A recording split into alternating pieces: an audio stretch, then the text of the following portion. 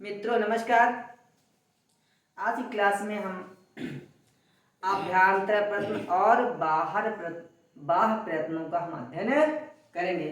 प्रायः परीक्षाओं में ऐसे प्रश्न पूछे जाते हैं जिसमें पूछता है कि किसका अभ्यंतर प्रयत्न होगा और किसका बाह्य प्रयत्न होगा। तो ये जान लीजिए कि अब पहले देखेंगे कि प्रयत्न या प्रयास। ठीक है, देखिए क्या लिखा हुआ है आपके, प्रयत्न या यत्न। यानी चाहे आप प्रयत्न कहें और चाहे आप यत्न कहें, और इसका अर्थ होता है प्रयास करना। क्या होता है? प्रयास। यानी किसी वर्ण को उच्चारण करने की जो चेष्टा होती है उसको हम प्रयास कहेंगे या प्रयत्न कहेंगे या चेष्टा कहेंगे। अब बात आती है कि ये प्रयास या प्रयत्न या यत्न है कितने प्रकार के होते हैं। तो मैं बता दूं आपको कि प्रयत्न या प्रयास दो प्रकार के होते हैं। कितने प्रकार के? दो प्रकार के।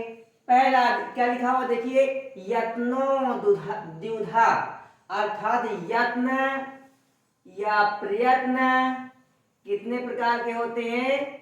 दो प्रकार के होते हैं। लिखा यत्नो द्विधा का मतलब यत्न दो प्रकार के होते हैं, या कहे कि प्रयत्न दो प्रकार के होते हैं। पहला होता है आभ्यंतर, दूसरा होता है बाह्य। और जी समझिए इसमें जो प्रयत्न शब्द में कौन सा है, कौन सा प्रत्यय है, कौन सी धातु है? नंग प्रत्यय है या धातु। ठीक है, प्रयास करने के अर्थ में। तो अब मैं बता रहा हूं कि यत्न कितने प्रकार के होते हैं। तो यत्न या प्रयत्न दो प्रकार के होते हैं। पहला होता है आभ्यंतर, दूसरा होता है बाह्य प्रयत्न। ठीक है, यानी आप कभी ये मत समझिएगा कि कुछ वर्णों का अभ्यंतर प्रयत्न होता होगा और कुछ वर्णों का बाह्य प्रयत्न होता होगा। ऐसा बिल्कुल नहीं है। सभी वर्णों का, सभी वर्ण मतलब कुछ वर्णों का, जैसे कि अभ्यंतर, सभी वर्णों का अभ्यंतर प्रयत्न होता है और सभी वर्णों का बाह्य प्रयत्न होता है। फिर से देख लीजिए कि प्रयत्न कितने प्रकार के होते हैं। प्रयत्न दो प्रकार के होते हैं। पहला आपका आभ्यंतर, दूसरा बाह्य। और आभ्यंतर प्रयत्न कितने प्रकार का होता है? तो आभ्यंतर प्रयत्न 5 का प्रकार का होता है।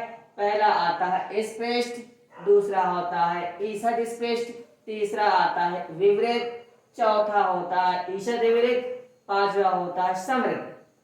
यानी आभ्यंतर प्रयत्न जो है 5 प्रकार के आपके होते हैं। अगर प्रश्न आपके कहीं परीक्षाओं में आता है कि आभ्यंतर प्रयत्न कितने प्रकार के होते हैं, तो आभ्यंतर प्रयत्न 5 प्रकार के होते हैं। पहला स्पष्ट है, दूसरा ईषद स्पष्ट है, तीसरा विवृत है, चौथा ईषद विवृत है, पांचवा समृद्ध है। इसके बाद आता है बाह्य प्रयत्न। क्या आता है? बाह्य प्रयत्न। बाह्य प्रयत्न 11 प्रकार का होता है। कितने प्रकार के होते हैं? 11 प्रकार के होते हैं। पहला होता है बीमार, दूसरा संवार, तीसरा श्वास, चौथा नाद, पांचवा अघोष, छठवा घोष, सातवां है अल्पप्राण, आठवां महाप्राण, उसके उदात्त, अनुदात्त, स्वरित। ठीक है, उसके बाद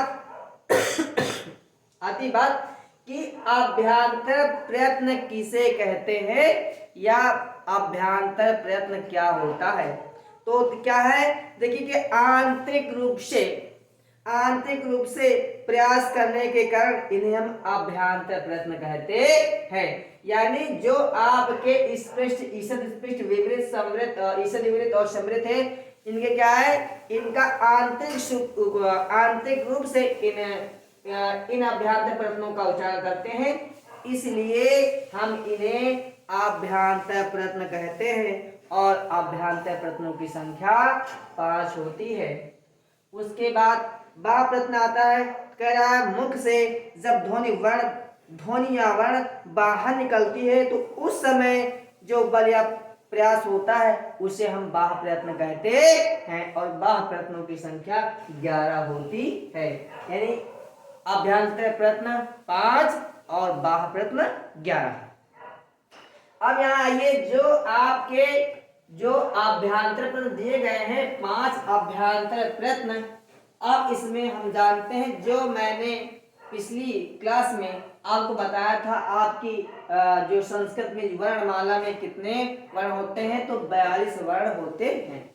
तो उन्हीं 42 वर्णों का हम जो है अभ्यंतर प्रयत्न करेंगे कि किस वर्ण का अभ्यंतर प्रयत्न स्पष्ट होगा, किस वर्ण का अभ्यंतर प्रयत्न ईषद स्पष्ट होगा, किस वर्ण का अभ्यंतर प्रयत्न विवृत होगा, किस वर्ण का अभ्यंतर प्रयत्न ईषद विवृत होगा, किस वर्ण का अभ्यंतर प्रयत्न समृद्ध होगा। तो देखिए, यानी जो आपके 42 वर्ण है उसमें से कुछ वर्ण आपके स्पष्ट में आएंगे, कुछ वर्ण आपके ईषद स्पष्ट में आएंगे, कुछ वर्ण आपके विवृत में आएंगे और कुछ वर्ण आपके ईषद विवृत में आएंगे, तो और कुछ वर्ण आपके समृद्ध में आएंगे। तो आज हम उन्हीं वर्णों की चर्चा करेंगे कि कौन वर्ण किस अभ्यंतर प्रयत्न में जा रहा है। तो देखिए, पहले हम स्पष्ट की बात करेंगे। किसकी? स्पष्ट की। तो देखिए, यहाँ पर आया, मैंने इसका अभ्यंतर प्रयत्न का एक डायग्राम बनाया है। इस डायग्राम से आप अच्छी प्रकार समझ सकते हैं। देखिए, पहले मैंने कहा स्पष्ट की बात कही है। स्पष्ट आपका यहाँ पर एक है, तो स्पष्ट मैंने एक यहाँ लिखा है। उसके बाद मैंने सूत्र के माध्यम से आपको इसमें लिखा है, क्योंकि सूत्र के माध्यम से आप सरल तरीके से इनको याद कर सकते हैं, वरना आप भूल जाएंगे किसका स्पष्ट होता है, किसका विवृत होता है, किसका समृद्ध होता है। इसलिए सरल वे में बस एक लाइन, 2 शब्द 3 शब्द कहने आपको स्पष्ट वर्णों की संख्या प्राप्त हो जाएगी। तो क्या दिया? देखिए, पहले दिया स्पष्ट वर्ण, क्या दिया? स्पष्ट अभ्यंतर प्रयत्न। एक सूत्र दिया है स्पर्शाणाम स्पृष्टम। क्या है? स्पर्शाणाम स्पृष्टम। यानी मैंने जो आपको 42 वर्ण पढ़ाए थे उसमें से जो आपके स्पर्श वर्ण 25 थे, उन्हीं वर्णों की चर्चा यहाँ पर हो रही है। कह रहा है कि स्पर्शाणाम स्पृष्टम, जो आपके 25 वर्ण थे, यानी का से लेकर के मा तक, उनका अभ्यंतर प्रयत्न क्या है? ईषद क्या है? स्पृष्ट है। यानी कह सकते हैं कि इस प्रयत्न में जिह्वा, कंठ, ताल, मूर्धा इत्यादि भागों को स्पर्श करते हुए या स्थानों को स्पर्श करते हुए जब ध्वनि आगे निकल जाती है, तब इन्हें हम क्या कहते हैं? क्या कहते हैं? हम स्पष्ट अभ्यंतर प्रयत्न कहते हैं। देख लिए, 42 वर्णों में जो 25 वर्ण हैं उनका अभ्यंतर प्रयत्न स्पष्ट होता है। चूंकि 42 वर्णों में मैंने आपको 25 बढ़ा दिए, क्या है? 25 बता दिए, तो 25 में जो है आपके कितने बचे? यानी 42 वर्णों में आप 25 घटा दीजिए, तो कितने बचे आप बताइए। आप इस प्रकार से घटाइए, यहाँ पर 25, तो कितना यहाँ 12 में जो 5 गए, 7 5 12, ठीक। यहाँ क्या बचा? 1 3 और 3 में 2 गए 1, 17 बचे। अब 17 को आगे लेंगे।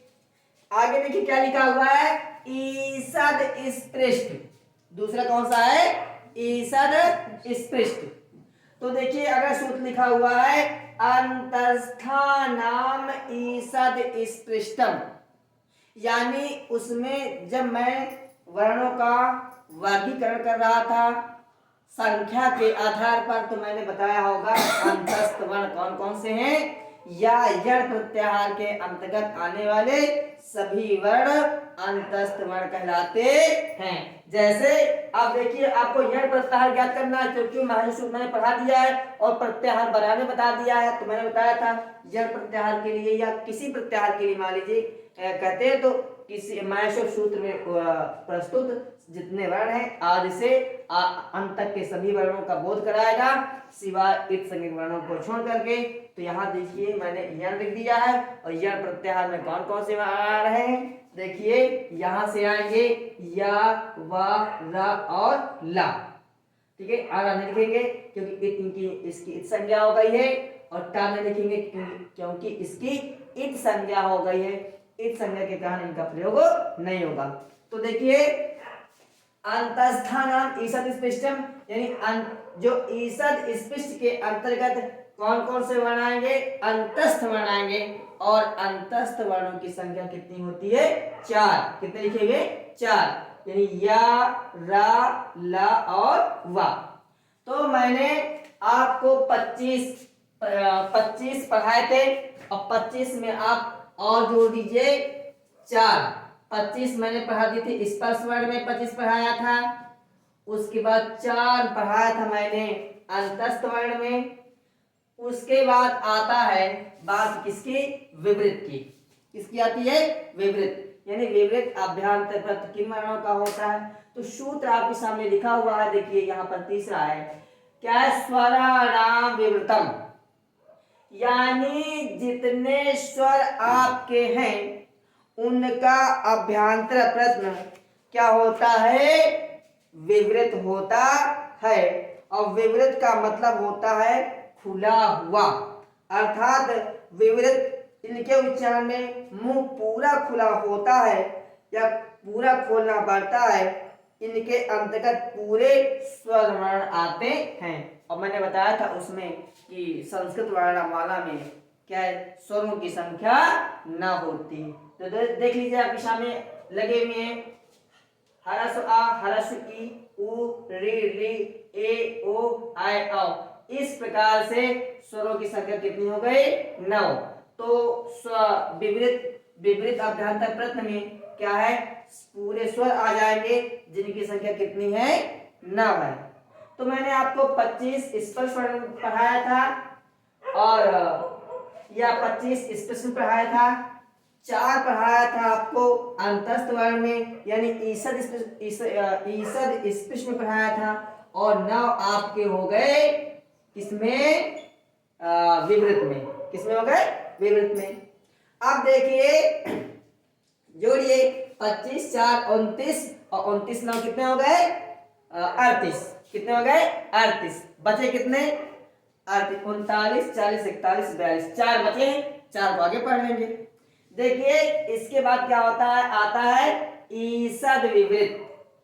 ईसद विवृत मतलब अभ्यांतर प्रश्न किन किन वर्णों का होता है। तो क्या होता है ईसद विवृत, क्या सूत्र क्या लिखा हुआ है, ऊष्माराम ईसद विवृतम, यानी जो ऊष्म वर्ण पहले पढ़ाए थे वर्णों के वर्गीकरण में, उन वर्णों का अभ्यांतर प्रयत्न ईसद विवृत होता है। और इसमें वर्णों की संख्या कितनी है, तो इनके अंतर्गत वर्णों की संख्या 4 आएगी, सा, सा, सा और हा। कितने हो गए, सा, सा, सा और हा। तो कितने हो गए, ये 4 ही हो गए। अब जोड़िए कितने हो गए, 25 4 29 4 33 और 33 9 42। तो आपको 42 वर्ण मिल गए कि नहीं मिले हैं, बताइए।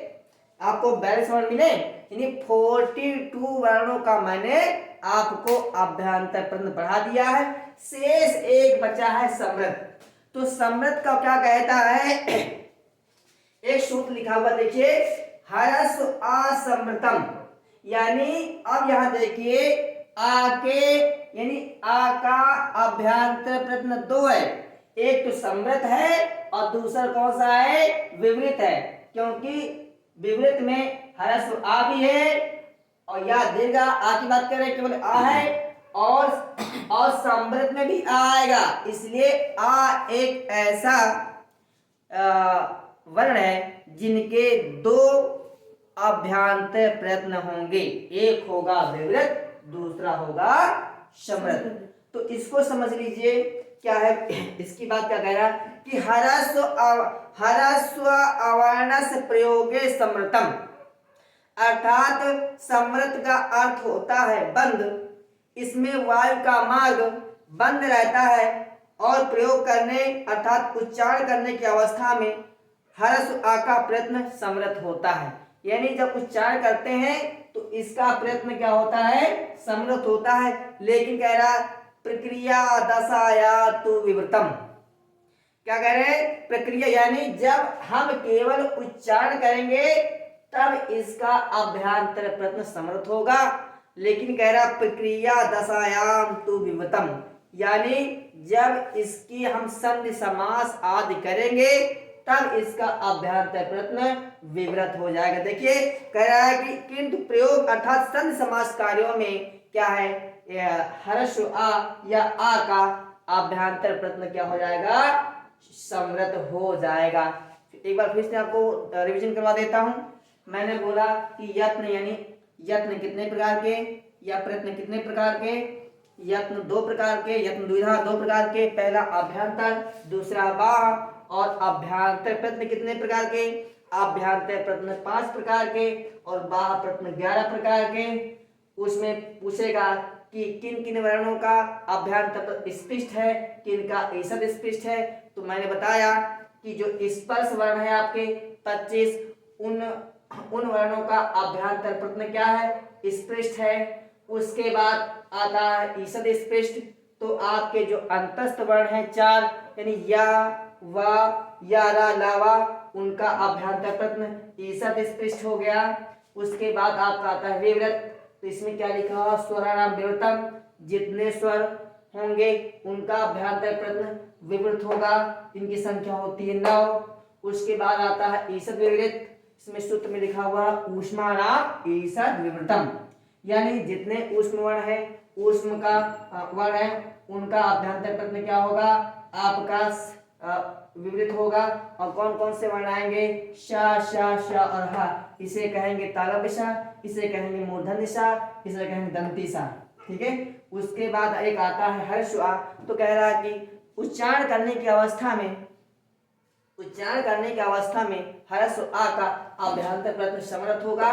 लेकिन संधि समास आदि कार्यों में, संधि समास आदि कार्यों में हर्ष आ का अभ्यंतर प्रयत्न क्या होगा, विवृत हो जाएगा, ठीक है। तो इस क्लास में हम अभ्यंतर प्रयत्न पढ़ लिया है। अभी जस्ट में दूसरी क्लास चलने वाली, उस क्लास में मैं आपको बाह्य प्रयत्न पढ़ा दूंगा और उसमें ये बताया जाएगा कि देखिए सभी वर्णों का अभ्यंतर प्रयत्न आया है, उसी प्रकार से सभी वर्णों के यानी 42 वर्णों के 42 वर्णों के क्या है, बाह्य प्रयत्न भी आएंगे, ठीक है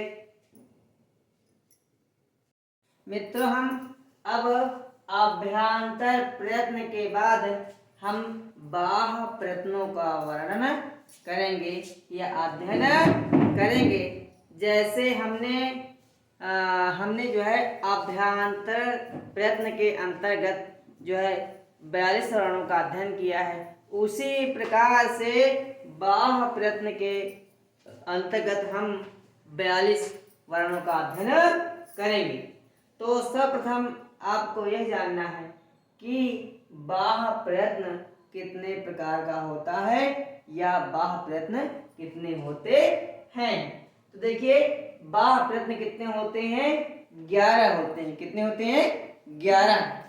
और कौन कौन से होते हैं, तो देखिए विवाह है, संवार है, श्वास है, नाद है, अघोष है, घोष है, अल्पप्राण है, महाप्राण है, उदात्त है, अनुदात्त है, श्रुत है। यानी यह आपके 11 प्रकार के बाह्य प्रयत्न हैं। अब इन 11 बाह्य प्रयत्नों में कौन सा वर्ण आता है, जे अभी अध्ययन करने के पश्चात ही पता चलेगा। तो देखिए हम सरलता के लिए क्या करते हैं, हमने एक सूत्र बनाया है मुश्किल से आप 3 सूत्र का आप अध्ययन करेंगे और उन 2-3 सूत्रों में संपूर्ण जो 42 वर्ण हैं उनका परिगणन इन बाह्य प्रयत्नों के अंतर्गत कर लेंगे। अब देखिए जैसे कि पहला क्या है सूत्र है, देखिए आपके सामने है, कह रहा खरो विवारा श्वासा आघोषाश्च, यानी कि आपका विवार, श्वास और आघोष जो बाह्य प्रयत्न है वह किन किन वर्णों का होने जा रहा है। अब इस आपके सामने प्रस्तुत है या देखिए आप, फिर देखिए खरो विवारा, विवार माने ये विवार एक हो गया, फिर श्वास तीसरा हो गया और अघोष पांचवा हो गया। यानी हमने पहले 1, 3, 5 को लिया, यानी एक सूत्र के अंतर्गत हमने विवार, श्वास, अघोष 3 बाह्य प्रयत्नों को ले लिया है। अब इन बाह्य प्रयत्नों के अंतर्गत देखिए कौन कौन से वर्ण आ रहा है, कह रहे खरो, खरो का मतलब खर, और खर का क्या है, खर है प्रत्याहार। जो मैंने सूत्र महर्षि सूत्र पढ़ाया था उन महर्षि सूत्रों के अंदर क्या है, प्रत्याहार बनाया जाता है, या महेश्वर सूत्रों के माध्यम से या महेश्वर सूत्रों की सहायता से क्या नाम से ये प्रत्याहारों का निर्माण किया जाता है। तो देखिए क्या लिखा है, खर, यानी खर प्रत्याहार का हमें बनाना है, और खर प्रत्याहार के अंतर्गत कौन कौन से वर्ण आ रहे हैं आगे देखिए, और प्रत्याहार का निर्माण कैसे करते हैं फिर एक बार देख लीजिए। कह रहा है कि आदिरंतेन सहायता, कह रहा है कि आदिरंतेन सहायता, आदि यानी आदि माने प्रारंभ और अंतेन माने होता है अंत का वर्ण ले लेंगे, और इनके मध्य के जितने वर्ण आएंगे उन सभी वर्णों का हम परिगणन कर लेंगे, तथा अंतिम इत्संज्ञक वर्णों को छोड़कर, और कहां पर, महेश्वर सूत्रों पर। तो देखिए खा से लेकर के रा तक, यानी महेश्वर सूत्रों प्रयुक्त खा से लेकर के रा तक के सभी वर्णों को ले लेंगे, सिर्फ इत्संज्ञक यानी अंतिम इत्संज्ञक वर्णों को छोड़ करके। तो देखिए खा पर महेश्वर सूत्र में खा कहां पर है, यह 11 में, कहां से है, 11वें महेश्वर सूत्र से, यानी खा फ छ ठ थ च ता ता, उसके बाद वह हम छोड़ देंगे क्योंकि हमारा क्या है, इत्संज्ञक वर्ण है। उसके बाद हम का लेंगे, पा लेंगे, या छोड़ देंगे क्योंकि या इत्संज्ञक वर्ण है। तो देखिए उसके बाद सा लेंगे, शा सा सा, और कौन सा रा नहीं लेंगे क्योंकि रा इत्संज्ञक है। देखिए में आपके खर प्रत्याहार के अंतर्गत वही वर्ण आए हैं। अब कितने वर्ण है, 13, जैसे खा फ छ ठ था च ता ट का पा शा शा शा, कितने वर्ण आ रहे हैं, 13।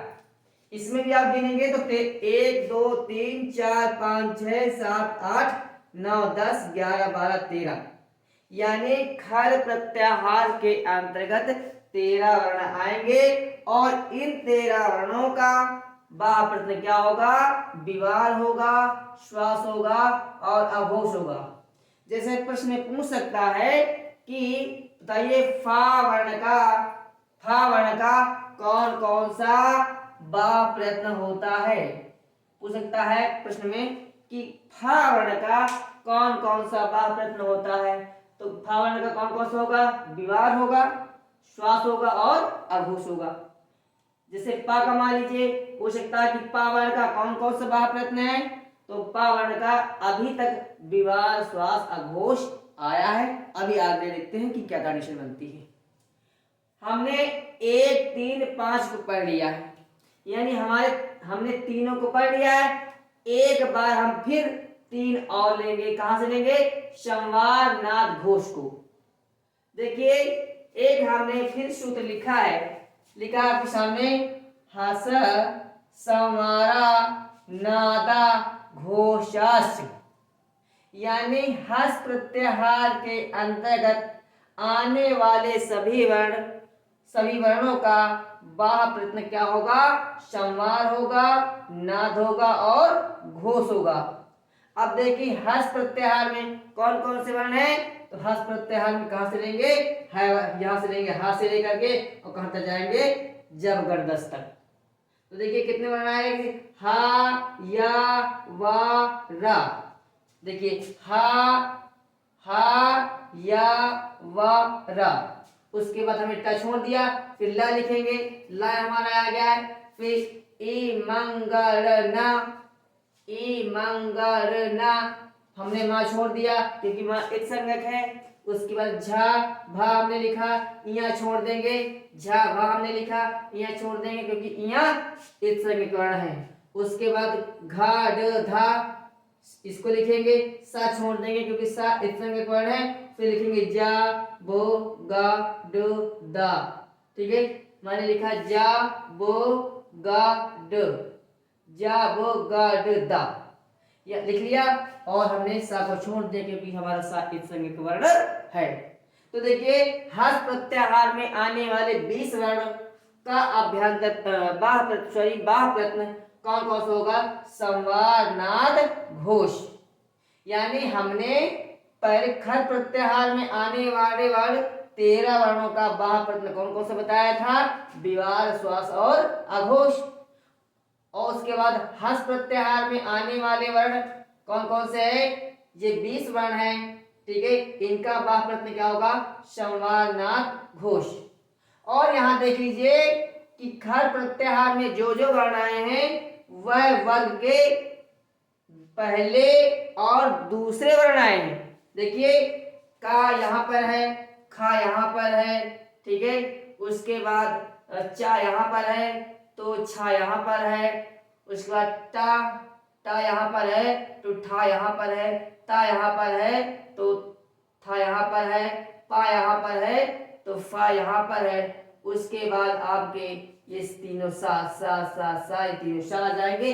इस प्रकार से 13 वर्ण ये हो गए और 20 वर्ण हम ये कौन से हैं हस प्रत्याहार में? हस प्रत्याहार में किसे वर्गों के तृतीय, चतुर्थ और पंचम वर्ण तथा ये हा या वा रा ये वर्ण हैं।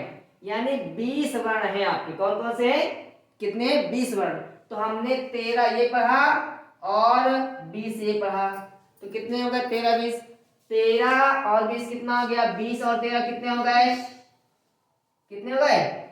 33। तो देखिए हमने व्यंजन वर्ण कितने होते हैं? 33।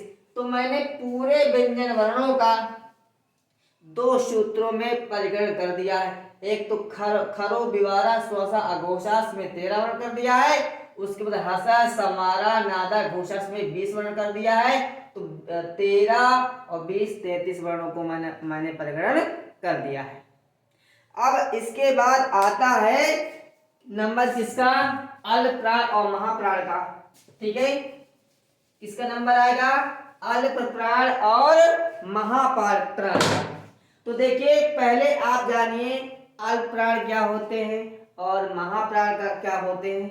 अल्प प्राण वह वर्ण होते हैं जिनको उच्चारण करने में थोड़ा सा कम बल लगता है। यानी अल्प का अर्थ होता है थोड़ा और प्राण का अर्थ है वायु। यानी जिन वर्णों को बोलने के लिए भीतर से में कम वायु या फेंकना पड़े या कम वायु का प्रयोग करना पड़े उसे हम क्या कहेंगे? अल्प प्राण। और अल्प प्राण में कौन कौन से वर्ण आते हैं? किसी वर्ग का प्रथम, तृतीय, पंचम और यण प्रत्याहार में आने वाले सभी वर्ण जो है अल्प प्राण के अंतर्गत आएंगे। देखिए जैसे क्या लिखा है, ये या क्या कौन सा नंबर है? ये आपका 7वां नंबर है और 8वां नंबर है महाप्राण का। तो देखिए मैंने लिखा है अल्प प्राण। अब इसको भी सूत्र के माध्यम से इसका भी परिगणन कर लेते हैं। देखिए क्या लिखा है? वर्गाणाम प्रथम, तृतीय, पंचमा, यरस, अल्प प्राणा। यानी अल प्राण के अंतर्गत इतने वर्ण आएंगे। क्या कह रहा है? वर्गाणाम। वर्गाणाम का मतलब होता है किसी वर्ग का, और कौन सा वर्ण होगा? प्रथम। किसी वर्ग का प्रथम, तृतीय, पंचम वर्ण और यह प्रत्याहार के अंतर्गत आने वाले सभी वर्ण, जो 3 वर्ण हैं उनका वो जो है अल्प प्राण के अंतर्गत आएंगे। देखिए कौन कौन से आएंगे। अब यहाँ देख लीजिए, मैंने कहा वर्गाणाम, तो हमने वर्ग लगा दिया, का वर्ग, चा वर्ग, टा वर्ग, ठीक है। उसके बाद ता वर्ग, पा वर्ग। और किसी वर्ग का क्या लिखा है? प्रथम। तो देखिए प्रथम में का है, चा वाले में चा है और टा वाले में टा है, ता वाले वर्ग में ता है, पा वाले वर्ग में पा है। उसके बाद तृतीय आ गया, गा है, जा है, डा है। का में, का वर्ग में देखिए का वाली लाइन में का आएगा, उस पर तृतीय कौन सा होगा? खा छोड़ देंगे, गा आएगा, गा तृतीय है। घा छोड़ देंगे, घा कौन सा? चतुर्थ है। 5वां लेंगे यानी 5वां इंगा लेंगे, यानी का, गा और इंगा। उसके बाद प्रथम कौन सा है? चा है, चा वर्ग में चा है। तृतीय कौन सा है? जा है। और पंचम कौन सा है? इया है। टा वर्ग में कौन सा है? टा वर्ग में प्रथम टा है, तृतीय डा है और पंचम कौन सा है? एड़ा है। ता वर्ग में कौन सा है? ता वर्ग में प्रथम कौन सा है? ता है, तृतीय कौन सा है? दा है, पंचम कौन सा है? ना है। पा वर्ग में कौन सा है? पा वर्ग में प्रथम पा है, तृतीय बा है, पंचम मा है। उसके बाद यह प्रत्याहार में जितने वर्ण आएंगे यानी या, वा, रा, ला, इन वर्णों का अल प्राण कौन कौन सा? अल प्राण कौन कौन सा होगा? सॉरी, इन वर्णों का बाह प्रयत्न कौन सा होगा? अल प्राण होगा। क्या होगा? अल प्राण। अब एक चीज ये समझिए कि एक तरफ तो आप ये कह रहे हैं कि जैसे कि यहां आप देख लीजिए ये खत प्रत्याहार, ये हस वाला, कि आप सोच रहे होंगे तो एक तरफ देखिए का या आप गा ले लीजिए, तो का यहाँ पर कहीं है, का मान लीजिए हम इसे मान लें का खर प्रत्याहार में का यहाँ पर है और का यहाँ पर भी आया है। तो आप सोच रहे होंगे कि का यहाँ पर भी आ रहा है और का यहाँ पर भी आ रहा है। तो एक चीज समझना आपको कि बाह्य प्रयत्न के अंतर्गत जो है किसी वर्ण के 4 बाह्य प्रयत्न होंगे। किसके? व्यंजन वर्ण के। किसी होंगे? व्यंजन वर्ण के। फिर से देखिए, कह रहा है बाह्य प्रयत्न के अंतर्गत किसी वर्ण के 4 बाह्य प्रयत्न होंगे, और किसके? व्यंजन वर्ण के। देखिए जैसे एक आपका, हम मान लीजिए हमने का मान लिया, जे का ले लिया है। अब का देखिए एक जो है बाह्य प्रयत्न कौन सा है? अल्पप्राण है। कौन सा है? अल्पप्राण है। और एक इस यहां मिलेगा, इन दो में से मिलेगा। तो देख लीजिए कौन सा है? का यहां मिल रहा है। तो का, ये का किसका है? ये का ये वाला है, विवार श्वास अघोष का है। यानी आपको विवार श्वास अघोष ये मिला, और एक मिला कौन से मिला? अल्पप्राण मिला। कौन से मिला? अल्पप्राण। यानी 1 2 3 ये मिले और चौथा मिला अल्पप्राण। यानी व्यंजन वर्णों में बाह्य प्रयत्न के अंतर्गत प्रत्येक वर्ण के 4 बाह्य प्रयत्न होंगे। उसी प्रकार से दूसरा देख लीजिए, गा वाला देख लीजिए।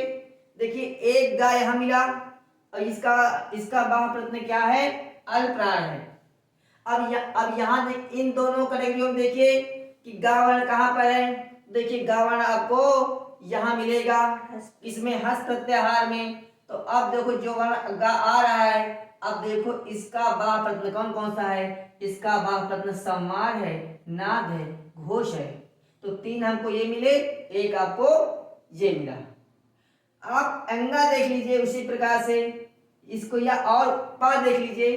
पा देखिए, पा इसका अल्पप्राण बाह्य प्रयत्न कौन सा? अल्पप्राण है। अब यहां भी देखिए कोई मिलेगा आपको, या दो में से, इनमें से दो में से किसी में एक मिलेगा। तो देखिए आपका कौन सा है? ये मिला आपका बाह्य प्रयत्न। कौन सा मिला? विवार श्वास अघोष, 3 ये मिले और एक मिला अल्पप्राण। कौन सा मिला? अल्पप्राण। तो ये मान लीजिए ये 100% सत्य है कि प्रत्येक वर्ग का यानी प्रत्येक वर्ण का या प्रत्येक व्यंजन का बाह्य प्रयत्न 4 होंगे। प्रश्न में कभी कभी या परीक्षा में जो प्रश्न पूछ सकते हैं, पूछ सकता है, ये पूछता भी है कि प्रत्येक वर्ण का बाह्य प्रयत्न कितने कितने होते हैं या कितने होंगे, तो 4 होंगे। ऑप्शन में आपको 3 दे देगा, आप कंफ्यूजन हो जाएंगे, कंफ्यूजन गलत करके चले आएंगे। 4 दे देगा, 2 दे देगा, 1 दे देगा, तो कितने होंगे 4। कितने होंगे 4, यानी प्रत्येक व्यंजन वर्ण के बाह्य प्रयत्न कितने होंगे 4 होंगे। तो देखिए हमने एक कैटेगरी में इनको पढ़ा, 13 ये हो गए, 20 ये हो गए, 33 हो गए, यानी एक कैटेगरी हमने 33 वर्ण इनको पढ़ा जितने व्यंजन वर्ण थे। एक कैटेगरी हम इनको पढ़ रहे हैं, इसको पढ़ रहे हैं और इसको पढ़ रहे हैं, ठीक है। एक कैटेगरी हमारी ये है, दूसरी कैटेगरी हमारी ये चल रही है, ठीक है। तो देखिए क्या लिखा था, अल्पप्राण में बता दिया मैंने कि अल्पप्राण में क्या है, किसी वर्ग का प्रथम तृतीय पंचम वर्ण आएंगे और यण प्रत्याहार में जो वर्ण रहेंगे उनका जो है बाह्य प्रयत्न कौन सा होगा, अल्पप्राण होगा। उसके बाद नीचे आता है शेष, जो इसके बाद जो शेष बचे कौन से बच रहे हैं, देखिए तीसरा बच रहा है, चौथा बच रहा है। कौन सा बच रहा है, दूसरा और चौथा। तो दूसरा जो चौथा शेष बच रहा है हम नीचे कर देंगे। क्या कह रहा है, वर्गाणाम द्वितीय चतुर्थो षोडश महाप्राण, यानी इस महाप्राण को ले रहे हैं किस नंबर को, 8वें नंबर का। देखिए कह रहा है कि महाप्राण बाह्य प्रयत्न किन किन वर्णों का होगा, तो बाह्य प्रयत्न किसका, तो देखिए कि महाप्राण यानी महाप्राण बाह्य प्रयत्न किन किन वर्णों का होगा, तो देखिए महाप्राण बाह्य प्रयत्न क्या हो, किसका किसका होगा, कह रहा वर्गाणाम द्वितीय चतुर्थो षोडश महाप्राणा, यानी किसी वर्ग का द्वितीय और चतुर्थ और सल प्रत्याहार में आने वाले सभी वर्ण क्या है, महाप्राण के अंतर्गत आ जाएंगे। तो देखिए क्या लिखा, वर्गाणाम द्वितीय यानी किसी वर्ग का द्वितीय और चतुर्थ। तो देखिए किसी वर्ग का वर्ग का खा है चतुर्थ और घा नहीं, किसी वर्ग का द्वितीय कौन सा है, खा है, चतुर्थ कौन सा है, घा है। फिर देखिए चा वाले वर्ग में द्वितीय कौन सा है, छा है, और चौथा कौन सा है, छा है। टा वर्ग में टा वाली लाइन में था कौन सा, दूसरा है, और ढा कौन सा है, चौथा है। ता वाली लाइन में ता वर्ग में था कौन सा, दूसरा है, और धा चौथा है। पा वर्ग में फा और था, उसके बाद सल प्रत्याहार में 4 वर्ण आएंगे, शा शा शा और हा, यानी तालव्य दिशा, मूर्धन्य दिशा, दंत दिशा और हा, ये 4 वर्ण आएंगे। तो अब देखिए ये जितने वर्ण आ रहे हैं, कितने वर्ण है आपके, गिन लीजिए, 1 2 3 4 5 6 7 8 9 10, 10 ये हो गए और 4 ये हो गए, कितने हो गए, 14 ये हो गए। शेष चूंकि हमें 33 वर्णों का निकालना है, 33 में मैंने 14 बता दिए हैं आपको, तो कितने बचे इसमें, 13, 13 में 4 गए, कितने हो गए, 4 5 6 7 8 9 10 11 12 13, 9 बचे, कितने बचे, 9 इधर बचा, अब दो में से क्या है, 19 वर्ण बचे। 19 अब देखिए इसमें आ जाएंगे, गिनते हैं, 19 इसमें आपको आना चाहिए। देखिए 5 5 3 3 है, 3 5 15 और 15 16 17 18 19, यानी अब देखिए 19 14 कितने हो गए, बताइए, 19 और 14 यानी 14 19 कितना हो गए, 9 4 13 कि 3 हासिल 1 और 1 1 2 1 3, 33 वर्ण हो गए, ठीक है। यानी 33 वर्णों का हमें इस कैटेगरी में पढ़ना है और 33 ही वर्णों का हमें इन दोनों कैटेगरी में पढ़ना है, ठीक है। क्योंकि प्रत्येक वर्ण का 4 बाह्य प्रयत्न होगा, इसीलिए हमें ये कैटेगरी पढ़नी पड़ेगी और ये भी पढ़ना पड़ेगा। यानी हमें विवाह श्वास अघोष पढ़ना पड़ेगा और संवारनाथ घोष पढ़ना पड़ेगा। उसके बाद क्या है, अल्पप्राण पढ़ना पड़ेगा, महाप्राण पढ़ना पड़ेगा। यानी प्रत्येक व्यंजन वर्ण का 4 बाह्य प्रयत्न होगा। अब शेष क्या बचा, मैंने 33 वर्ण पढ़ा दिया आपको, 33 में क्या 42 में कितने बचे? 42 में अगर हम 33 घटा देंगे तो कितने बचेगा? 9 बचेंगे। कितने बचेंगे? 9। क्योंकि हमें 42 वर्णों का बाह्य प्रयत्न बताना है। ठीक है, कितने वर्णों का? 42 वर्णों का। तो मैंने 33 यहाँ बता दिए, 33 इसमें आए थे और 33 इसमें आए थे, शेष बचे 9। और 9 कौन बचे? वही स्वर। कौन बचे? स्वर। तो देखिए स्वर वर्ण का बाह्य प्रयत्न कौन कौन सा होता है? कह रहे उदात्त, अनुदात्त, स्वरित। हमने इनको पढ़ा दिया, इनको पढ़ा दिया, अल्पप्राण पढ़ाया, महाप्राण पढ़ाया। अब बचे हमारे उदात्त, अनुदात्त और स्वरित। तो इसको भी सूत्र के माध्यम से लेंगे। क्या कह रहा नीचे? कह रहा स्वराणाम उदात्तम, स्वराणाम उदात्त अनुदात्त स्वरितश्च। यानी जितने स्वर आपके संस्कृत में 9 स्वर हैं, उन 9 स्वरों का बाह्य प्रयत्न क्या होगा? उदात्त होगा, अनुदात्त होगा, स्वरित होगा। यानी देखिए 9 यहाँ है, 10 11, 9 हमने यहाँ लिया, 10 यहाँ लिया और 11 यहाँ ले लिया। उदात्त, अनुदात्त, स्वरित। यानी स्वर वर्णों का बाह्य प्रयत्न क्या होता है? उदात्त होता है, अनुदात्त होता है और स्वरित होता है। तो ये मान लीजिए स्वर वर्णों का, प्रत्येक स्वर वर्ण का 3-3 बाह्य प्रयत्न होगा। कितना होगा? 3-3। और व्यंजन वर्णों का कितना होगा? प्रत्येक व्यंजन वर्ण का 4-4 होगा बाह्य प्रयत्न। और प्रत्येक स्वर वर्ण का 3-3 बाह्य प्रयत्न होगा। चाहे आप ओ के ले लीजिए, ओ का देखिए कौन सा है? उदात्त है, अनुदात्त है, स्वरित है, 3 मिले। और उसके बाद आप इसका लेकर ले लीजिए, उदात्त है, अनुदात्त है, स्वरित है। ठीक है, 3-3 मिल रहे हैं। उसके बाद आप व्यंजन वर्ण में आ जाइए, फिर से देखने के बाद देख लीजिए। आप ला को लीजिए, इस ला को। ठीक है, तो एक तो आपका अल्पप्राण है। कौन सा है? अल्पप्राण। अल्पप्राण में अगर मिल गया है तो बाह्य प्राण में, महाप्राण में नहीं मिलेगा। ध्यान से दीजिए, अगर एक वर्ण हमें अल्पप्राण मिल रहा है तो वह वर्ण महाप्राण में मिलेगा ही नहीं, क्योंकि ये दोनों क्या है? विपरीतार्थक है, दोनों विपरीत है। अगर का यहाँ मिलेगा तो का यहाँ नहीं मिलेगा, यहाँ खा मिलेगा। देख लीजिए, खा मिला। ठीक है, और गा यहाँ मिल रहा है तो गा यहाँ नहीं मिलेगा। ढूंढ लीजिए, मिलेगा ही नहीं। कहाँ मिलेगा? इस कैटेगरी में मिलेगा, या इसमें मिलेगा या इसमें मिलेगा। मान लीजिए गा ढूंढा मैंने, गा जो है क्या? इसका अल्पप्राण है। तो यहाँ देख लीजिए किसका है कि नहीं, तो हो सकता है यहाँ मिल जाए। तो देखिए इसमें शायद होगा, जे है, किसमें है? संवार में है, नाद में है, घोष में है। यानी कुल मिलाकर के प्रत्येक व्यंजन वर्ण का बाह्य प्रयत्न 4-4 होगा और स्वर वर्णों का बाह्य प्रयत्न 3-3 होंगे। ठीक है, इस प्रकार से आज हमने जो है आपको यत्न या प्रयास या प्रयत्न के बारे में बताया। फिर से एक बार सस्निगाम बता दे रहे हैं कि यत्न 2 प्रकार के होते हैं। एक होता है अभ्यंतर, दूसरा होता है बाह्य। और अभ्यंतर प्रयत्न 5 प्रकार के होते हैं: स्पष्ट, ईषद स्पष्ट, विवृत, ईषद विवृत और समृत। और बाह्य प्रयत्न 11 प्रकार के होते हैं: विवार, श्वास अघोष, संवार, नाद, घोष, अल्पप्राण, महाप्राण, उदात्त, अनुदात्त, स्वरित। और प्रत्येक व्यंजन वर्ण का बाह्य प्रयत्न 4-4 होगा और प्रत्येक स्वर वर्ण का स्वर वर्ण का बाह्य प्रयत्न 3-3 होगा। और उसमें अगर जाएंगे अभ्यंतर प्रयत्न में, तो अभ्यंतर प्रयत्न में सबके अलग अलग